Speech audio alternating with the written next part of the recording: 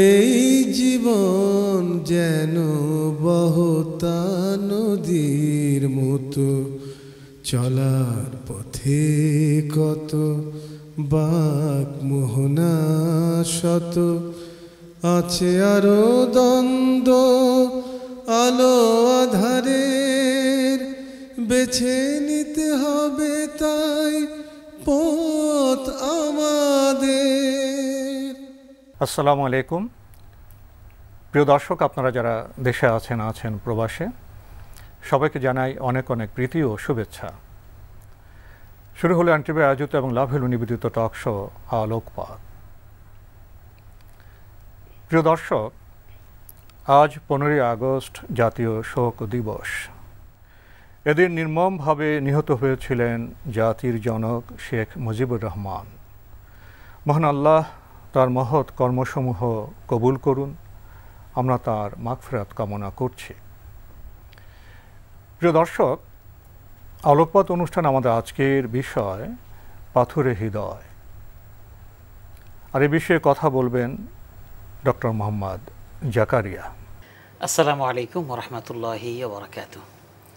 প্রিয় দর্শক, হৃদয় খুব একটি পরিচিত শব্দ। আমাদের প্রত্যেকের মধ্যে হৃদয় আছে, এজন্যই বোধহয় আমরা বলি হৃদয়বান মানুষ। কিন্তু মানুষের মধ্যে সবার হৃদয়ের মান কি একই রকম?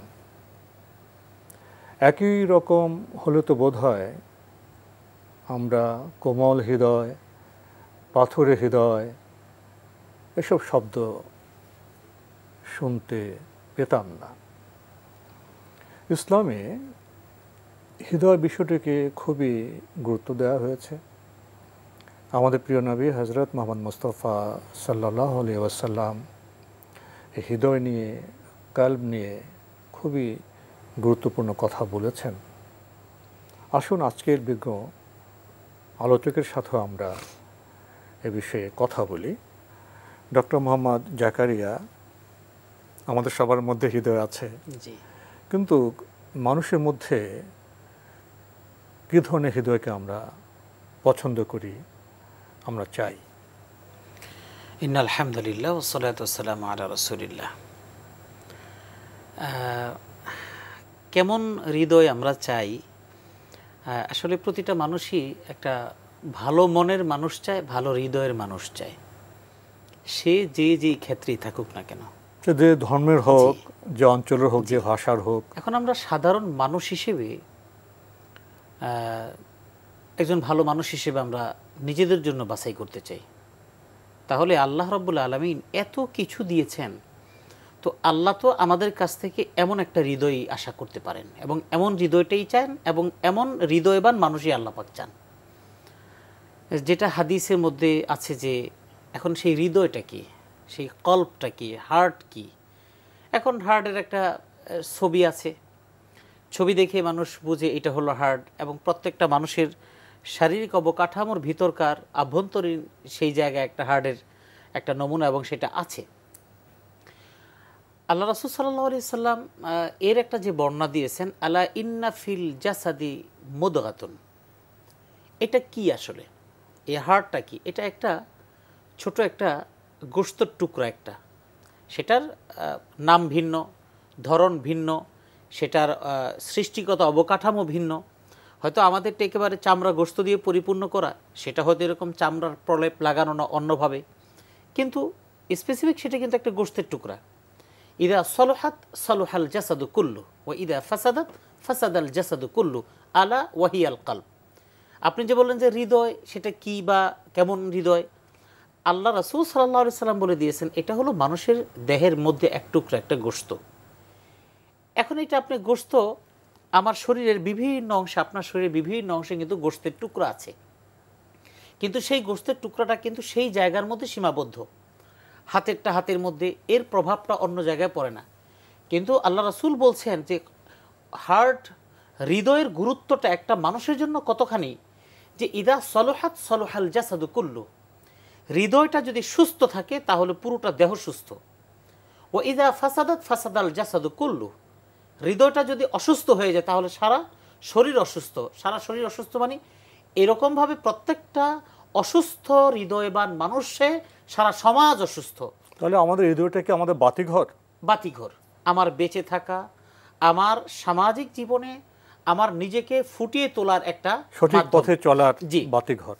আমরা কোনো নাম বলে না, আমরা যদি আমাদের এখনকার এই সময়ের অবস্থাটা যদি আমরা মূল্যায়ন করি, সমাজের মধ্যে প্রতারক আমরা দেখছি, প্রতারণা করতে করতে করতে করতে একদম রাষ্ট্রের সর্বোচ্চ চূড়া পর্যন্ত চলে যাচ্ছে।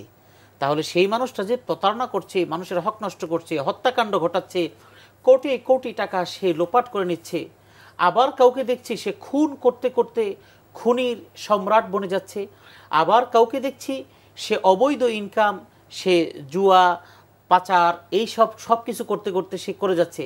যখন আমরা তার ইতিহাস ঘাঁটি, যখন গোয়েন্দা বিভাগ তার প্রিভিয়াস লাইফ নিয়ে যখন কথা বলে, তখন দেখা যায় যে তার এই প্রতারণা, তার এই 2 নম্বরই কাজগুলো অনেক আগ থেকে করে আসছে। তার মানে সে এখন সিদ্ধহস্ত। তার রেজাল্টটা কি? তার মানে হলো এই কলব সে শুরু থেকেই অসুস্থ, যে কারণে এই অসুস্থতার মধ্য দিয়ে সে বেড়ে উঠেছে। এই অসুস্থ মানুষের অসুস্থ কলব বা হৃদয় থাকার কারণে তার ভিতরে সুস্থ চিন্তার বহিঃপ্রকাশ ঘটেনি। বিষয়টা এরকম, শুরুতে শিশু অবস্থায় তো একটা মানুষের হৃদয় পবিত্র থাকে, কোমল থাকে, নিঃসন্দেহে।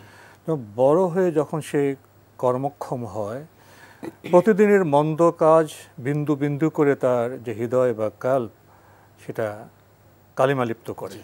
বিন্দু বিন্দু হতে হতে তার হৃদয় তার কালিমায় মণ্ডিত হয়ে যায় এবং শক্ত হয়ে যায় বলে। এই বিষয়টা কিন্তু রাসূল সাল্লাল্লাহু আলাইহি ওয়াসাল্লাম বলে দিয়েছেন। একজন মানুষ অপরাধী কখন হয়? একজন মানুষের হৃদয়টা পচে গলে একাকার হয়ে নোংরা হয়ে দুর্গন্ধ কখন ছড়ায়? এই লোকটা কিন্তু জন্মে থেকেই কিন্তু অপরাধী ছিল না, অথবা সে বয়প্রাপ্ত হওয়ার পরেও কিন্তু অপরাধী হয়নি। তাহলে তার অপরাধের শুরু তো কোথাও না কোথাও হয়েছে। যেই সময় সে অপরাধটা করার পর সে নির্জনে নীরবে সে কিন্তু তার ভিতরকার অপরাধ বোধ তাকে নাড়া দিয়ে গিয়েছিল। এই আমাদের মানুষের যে হৃদয় যেটা কালিমাযুক্ত হয়, পাথুরে হয়ে যায়, সেটা কি কোনো সুনির্দিষ্ট কাজের মাধ্যমে না অনেক কাজের মাধ্যমে?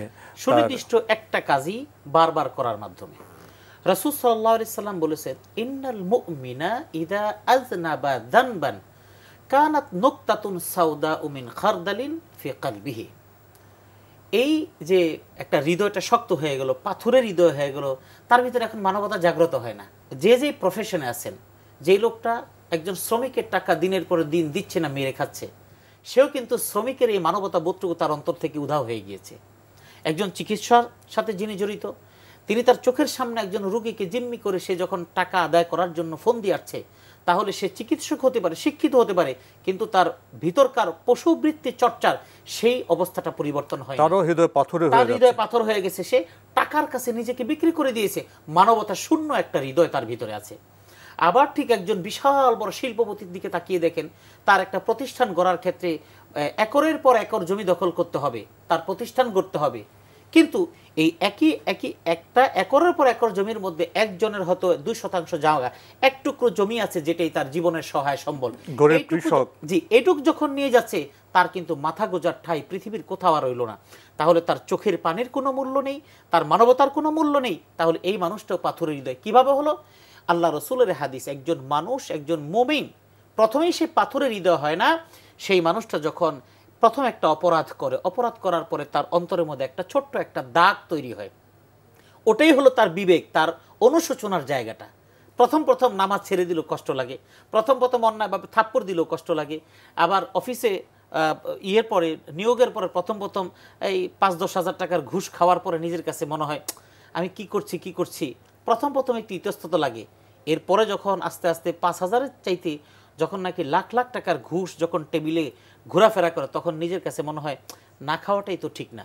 প্রথম তার কাছে এটা অপরাধ মনে হয়, কিন্তু খেতে খেতে যখন অভ্যস্ত হয়ে যায়, তখন অফিসে গেলে যদি ইনকাম না হয়, তখন বলে কি আজকে কোনো ফাইল নেই। ঘরে বাইরে শ্রমিক হই, বুদ্ধিজীবী হই, দরিদ্র হই, ধনী হই, শিল্পপতি হই, অর্থাৎ আমরা ভুল কাজের মাধ্যমে মানুষকে কষ্ট দিয়ে অন্যায় কাজের মাধ্যমে প্রতিনিয়ত আমরা আমাদের যে হৃদয় আছে সেটাকে আমরা কঠিন পাথরে করছি, বিশ্বাস আমাদের হৃদয়কে আমরা কালিমালিপ্ত করছি। এবং ভুলের মাত্রা যত বাড়ছে আমাদের হৃদয় তত কঠিন হচ্ছে। আমি অন্য একটি প্রসঙ্গে আনতে চাই, আমাদের হৃদয়কে কোমল রাখার জন্য, মানবিক রাখার জন্যই তো যুগে যুগে মহান স্রষ্টা নবী রাসূল পাঠিয়েছেন। তারা জীবন যাপনের মাধ্যমে আমাদের জন্য উদাহরণ সৃষ্টি করেছেন, আলো ছড়িয়েছেন। আবার দেখা যায় বিভিন্ন নবী রাসূলদের সময়, বর্তমান সময় আমরা লক্ষ্য করছি যারা ধর্মচর্চা করছেন, যাদের কর্তব্য ছিল সঠিক আলোকে সঠিকভাবে সমাজে ছড়িয়ে দেওয়া। অনেকে দেখা যায় যারা ধর্মচর্চা করছেন তাদের মধ্যে কেউ কেউ ধর্মের বক্তব্যকে, পবিত্র কোরআনের বক্তব্যকে যথাস্থানে যথাভাবে না রেখে নিজের স্বার্থে মনোমতো করে তারা ব্যাখ্যা করছেন, মানুষকে বিভ্রান্ত করছেন। এদের হৃদয়ে কি পাথর নয়? তাদের হৃদয় কি কালিমালিপ্ত হচ্ছে না? সব অপরাধী যে লাইনেরই বলেন না কেন, এই অপরাধগুলো প্রথমে ছোট আকারে শুরু হয়। ছোট আকারে করতে করতে তখন অন্তরের মধ্যে যে দাগটা তৈরি হয়, তখন সেটা একটা অবস্থায় এমন জায়গায় গিয়ে পৌঁছে যায়, তখন তার কাছে অপরাধটাকে তার অপরাধ তখন আর মনে হয় না। সত্যটাকে গোপন করে মিথ্যার বেশাতি চালিয়ে যাওয়াটা তার কাছে কোনো অপরাধ মনে হয় না। এবং আপনিও দেখবেন, আমরাও দেখছি, বহু ব্যক্তিরা আছি, বিভিন্ন প্রফেশনে আছি, রাজনীতির অঙ্গন থেকে শুরু করে নিয়ে ব্যক্তি জীবনে বিভিন্ন জায়গায় পেশাজীবী মানুষ আছে। আমরা মাইক্রোফোনের সামনে বসলেই আমরা দরদর করে মিথ্যা কথাগুলো সত্যের মতো করে বলে যাচ্ছি, আমাদের বিবেকে একটু নাড়া দিচ্ছে না। যারা শুনছি আমরা বলছি, আহা, লোকটার কি এতটুকু হিতাহিত জ্ঞান নেই, এটা কেন হচ্ছে? আসলে উনি মিথ্যাটাকে এত সহজভাবে বলতে বলতে এমন অবস্থায় পৌঁছে গিয়েছেন, এখন মিথ্যা কথাটাই তার মুখ থেকে স্বাভাবিক অবস্থায় বের হয়ে যায়। এই অবস্থা হয়েছে অপরাধ করার কারণে। একটা অপরাধ করেছে, করতে করতে পাষাণ হয়েছে। আল্লাহ রাসূল সাল্লাল্লাহু আলাইহি ওয়াসাল্লাম হাদিসের মধ্যে বলেছেন, এখন এখান থেকে একটা মানুষ উত্তরণ কিভাবে ঘটে, এই পাথরের হৃদয়টা। এখন আমরা বিভিন্ন সময় দেখি আমরা কোমল হৃদয় চাই, কোমল হৃদয় অর্জনের পথটা কি? জি, আমরা হাত তুলি, মসজিদের ইমাম সাহেব কথা বলছেন বা বিভিন্ন জায়গায় মোনাজাত হয়, অথবা আমি নিজে হাত তুলে বলছি, চোখ দিয়ে তো পানি বেরোচ্ছে না। এবং অনেকে বলে যে কোনো হুজুর গেল, হুজুর একটু ভালো করে মোনাজাত করুন যাতে করে আমাদের চোখে পানি আসে। তো আমি এই কথাটা শুনে একজনকে বললাম, চোখের পানি আসানো কারো ক্রেডিট না। চোখের পানি আসা না আসা নির্ভর করে তার মনের অবস্থার উপরে। সুম্মা কাসাত কুলুবুকুম মিন বাদি যালিকা ফাহিয়া কাল হিজারা আও আশাদ্দু কাসওয়া ওয়া ইন্না মিনাল হিজারাতি লামা ইয়াতাফাজ্জারু মিনহু আনহার ওয়া ইন্না মিনহা লামা ইয়াশাক্কাকু মিনা ফায়াখরুজু মিনহুল মা ওয়া ইন্না মিনহা লামা ইয়াহবিতু মিন খাশিয়াতিল্লাহ। আল্লাহ পাক কোরআনে সুন্দর করে একটা সুন্দর বর্ণনা দিয়েছেন মুসা আলাইহিস সালাতু ওয়াস সালামের বনী ইসরাঈলের বিষয়ে কথা বলতে গিয়ে, যে অনেক অন্তর এমন আছে, ফাহিয়া কাল হিজারা ওয়া আশাদ্দু কাসওয়া, পাথরের চাইতে বেশি শক্ত। যেটা বলেন পাথুরে মন শক্ত, কেমন? আল্লাহ পাক বলছেন যখন পাথরটাও কিন্তু মনের চাইতে নরম হয়। কিভাবে? অনেক অনেক পাথর ভাঙলে তো পানি বের হয়। ওয়া ইন্না মিনাল হিজারাতি লামা ইয়াতাফাজ্জারু মিনহুল আনহার, অনেক পাথর থেকে ঝর্ণাধারা প্রবাহিত হচ্ছে, এর উৎস কেউ জানেন আল্লাহ ছাড়া। ওয়া ইন্না মিনহা লামা ইয়াশাক্কাকু মিনহা ফায়াখরুজু মিনহুল মা, কিছু পাথর আঘাত করে ফাটিয়ে দিলে সেখান থেকে পানি বেরোচ্ছে। ওয়া ইন্না মিনহা লামা ইয়াহবিতু মিন খাশিয়াতিল্লাহ, আমরা দেখছি প্রকাণ্ড একটা পাথর, সেটা এভাবে যুগের পর যুগ আটকে আছে, পড়ে না, এটাও আল্লাহর কুদরত। আবার উপর থেকে পাথরটা যখন পড়ছে, আমরা মনে করছি পাথরটা পড়ে গেছে না, ওয়া ইন্না মিনহা লামা ইয়াহবিতু মিন খাশিয়াতিল্লাহ, উপর থেকে যে নিচের দিকে ধাবিত হচ্ছে, এটা আল্লাহর ভয়ে। কিন্তু আমি একজন মানুষ, আমি হাত তুলছি, আমার চোখে পানি আসে না, কারণটা কি? আমার অন্তরটা এতটাই শক্ত হয়ে গিয়েছে, এখন আমার অন্তর দিয়ে কোনো অপরাধ প্রবণতার সেই অনুশোচনা জাগ্রত হয় না। মৃত্যু পরবর্তী কবরের জীবন সম্পর্কে আমার খেয়াল আসে না, যে কারণে আমার চোখে পানি আসে। তাহলে অন্তরকে নরম করার, কোমল করার জন্য আমরা কি করতে পারি? আমাদের পথ কি হতে পারে? হ্যাঁ, এটার পথ চূড়ান্ত। রাসূলুল্লাহ সাল্লাল্লাহু আলাইহি ওয়াসাল্লাম বলেন, ফাইন ইস্তাগফারা, আল্লাহ রাসূল বলেন, যদি সে ওই অপরাধী ব্যক্তিটা যার অন্তরটা শক্ত হয়ে গিয়েছে, পাথুরে হয়ে গিয়েছে, নামাজ পড়ে সে মজা পায় না, সেজদায় গেলে অস্থির লাগে ওঠার জন্য, হাত তুলেছে, এই অল্পক্ষণ পরে শেষ, তাসবিহ পড়তে মজা পায় না, অথবা চোখে কান্না আসে না, নিজের অপরাধের কথা মনে হয় না, আল্লাহ রাসূল বলেন ফাইন ইস্তাগফারা, যদি সে ইস্তিগফার করে। অন্য হাদিস রাসূল সাল্লাল্লাহু আলাইহি ওয়াসাল্লাম বলেছেন, ইস্তাগফিরু ফাইন্নী আতুবু ইলাল্লাহি ফিল ইয়াউমি মাররা ইয়া আইয়ুহান নাসু তুবু ইলাল্লাহ ফাইন্নী আতুবু ফিল ইয়াউমি মিআতা মাররা, আল্লাহর কাছে বেশি বেশি তওবা করো, বেশি বেশি ইস্তিগফার করো, ক্ষমা চাও। আমি প্রতিদিন কমপক্ষে 100 বার ইস্তিগফার করি আল্লাহ পাকের কাছে, আল্লাহ রাসূল নিজে বলেছেন, মুসলিমের হাদিস। এখন এই ক্ষমা চাওয়াটা এবং ইস্তিগফার করা, সেই কাজটা যদি মানুষ করে, নামাজের পর ইস্তিগফার আছে, নিজের জীবনে চলতে ফিরতে ইস্তিগফার আছে। এখন ইস্তিগফারটা শুধু মুখেই বললাম, আমার অন্তরের মধ্যে ইস্তিগফারের কার্যকারিতা এটা না, আমার কাজে নেই। অর্থাৎ ইস্তিগফারের মিনিংটা বুঝতে হবে। ইস্তিগফারের মিনিং হলো আমার ভিতরকার অনুশোচনার সাথে সাথে আমি আল্লাহর কাছে বলছি আস্তাগফিরুল্লাহ, যে আমি অনুশোচনা সৃষ্টি হওয়ার পর আমি আল্লাহর কাছে অপরাধী হিসেবে নিজেকে সুপুর্দ করে দিয়ে বলছি, আল্লাহ আমি তোমার কাছে মাফ চাই। এই জন্যই আসলে আল্লাহর কাছে যখন একজন মানুষ মাপ চাইবে তখন আল্লাহ তার মনটাকে নরম করে দিবে। আর একজন মানুষ যখন ইস্তেগফারের সাথে থাকবে, নিশ্চিত সেই মানুষটা কোনোদিন বিপদে পড়বে না, সেই জাতির উপরে কোনোদিন গজব আসবে না। ওমা কানাল্লাহু মুআযযিবাহুম ওয়া হুম ইস্তাগফিরুন, আল্লাহ পাক নিজে বলেছেন, আল্লাহ রাসূলকে লক্ষ্য করে বলেছেন, ওমা কানাল্লাহু মুআযযিবাহুম ওয়া হুম ইস্তাগফিরুন। তোমার যেই জাতিরা আছে, কোনো জাতি যখন ইস্তেগফার গুনাহ মাফের মধ্যে থাকে, আমি তোমাকে কথা দিচ্ছি, বলছি যে সেই যে জাতি নিজের অপরাধ প্রবণতার জন্য আল্লাহর কাছে ক্ষমা প্রার্থনা করে এবং যে নাকি ইস্তেগফারের সাথে থাকে, সে ইস্তেগফারের সাথে কন্টিনিউ সে থাকলে তার উপর আযাব আসবে না। আমরা এই জাতি হিসেবে তো এখন ইস্তেগফারের মধ্যে নাই, ব্যক্তি জীবনেও নাই, সমাজ জীবনে, পরিবার জীবনে, রাষ্ট্রীয় জীবনে মিথ্যাটাই আমাদের জন্য সত্য হয়ে যাচ্ছে দিন দিন। আমাদের মূল প্রতিপাদ্য বিষয় ছিল হৃদয়, জি, হার্ট।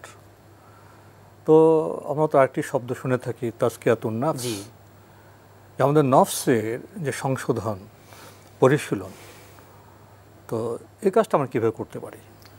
এটার জন্য সংক্ষেপে যদি বলি, সেটা হলো সব কিছুরই একটা খাবার আছে।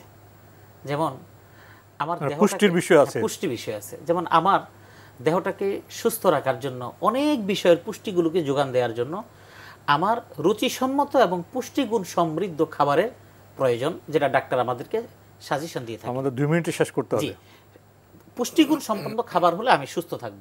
ঠিক আমার রূহটাকে সুস্থ রাখার জন্য আল্লাহ পাকের নির্দেশিত ইবাদত এবং আনুগত্যটুকু রসুলের দেখানো পদ্ধতিতে করা লাগবে। এই দুটো যদি কাজ না থাকে, তাহলে আমার এই হৃদয়টা কখনোই তাজকিয়ায়ে নাফস, আত্মশুদ্ধির পথে যাবে না। আমি সারাদিন তসবির দানাটা হাতে ঝুলালো, তাজকিয়া হবে না। তাজকিয়া হওয়ার জন্য আমার অন্তরের পরিশুদ্ধতা আল্লাহর নির্দেশে আনুগত্যের মাধ্যমে। শেষ প্রান্তে চলে এসেছি। শেষ প্রান্তে এসে আমি সূরা মাইদার 13 নম্বর আয়াতের বিষয়টা আপনার সামনে পেশ করতে চাই। অঙ্গীকার ভঙ্গের কারণে আমি তাদের লানত করেছি এবং তাদের হৃদয় কঠিন করে দিয়েছি।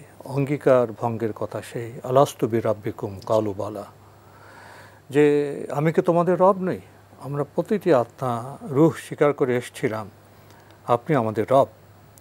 তাহলে আমাদের অঙ্গীকার ভঙ্গ করছে, অর্থাৎ ঘরে, বাইরে, সমাজে, ব্যবসায়, বাণিজ্যে, বিজ্ঞান গবেষণায়, শিল্পে, সাহিত্যে বান্দা হিসেবে রবের আনুগত্য করার কারণে আমাদের যে শৃঙ্খলার, যে কল্যাণের, যে প্রগতির পথে চলার কথা ছিল, সে অঙ্গীকার ভঙ্গ যারা আমরা করছি, অব্যাহতভাবে করে চলেছে, আল্লাহ বলছেন তাদের হৃদয় আমি কঠিন করে দিয়েছি।